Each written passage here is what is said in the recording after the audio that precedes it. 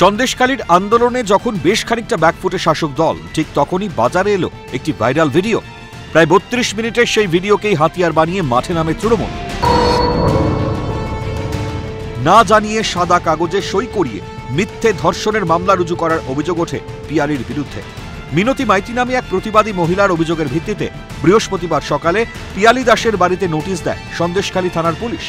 পিয়ালি বাড়িতে না থাকায় তার বাড়ির দেওয়ালে নোটিশ টাঙিয়ে দেওয়া হয়। বাড়িতে পাঠানো নোটিশের ঠিক 5 দিনের মাথায় বসিরহাট মহকুমা আদালতে আত্মসমর্পণ করতে যান পিয়ালি। কিন্তু পিয়ালিকে আগাম জামিনের আবেদন নাকচ করে উল্টে তাকেই 8 দিনের জেল হেফাজতের নির্দেশ দেয় বসিরহাট আদালত। মাম্পির ঠাঁই হয় দমদম সেন্ট্রাল জেলে। নিম্ন আদালতের সেই নির্দেশকেই চ্যালেঞ্জ জানিয়ে কলকাতা হাইকোর্টের দ্বারস্থ হন পিয়ালি।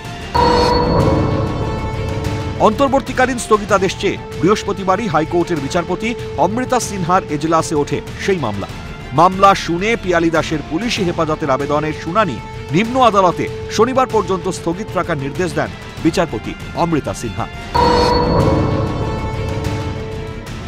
অবশেষে বিজেপি নেত্রী পিয়ালি দাসকে অবিলম্বে মুক্তির নির্দেশ দিয়ে তার বিরুদ্ধে জামিন অযোগ্য ধারার মামলা খারিজ করে হাইকোর্ট। পুলিশ এমনকি নিম্ন আদালতের ভূমিকাতেও ক্ষোভ প্রকাশ করেন বিচারপতি জয় সেনগুপ্ত। মাম্পির হাত ধরেই সন্দেশখালীর আন্দোলন হয়েছিল আরও জোরালো। অত্যাচারিতেরা পেয়েছিলেন প্রতিবাদের ভাষা। ঘাসফুলের শক্ত খুঁটি নাড়িয়ে দিতেই কি শাসকের চোখের বালি মাম্পি? প্রশ্ন তুলছে গোটা বাংলা। ক্যালকাটা নিউজ।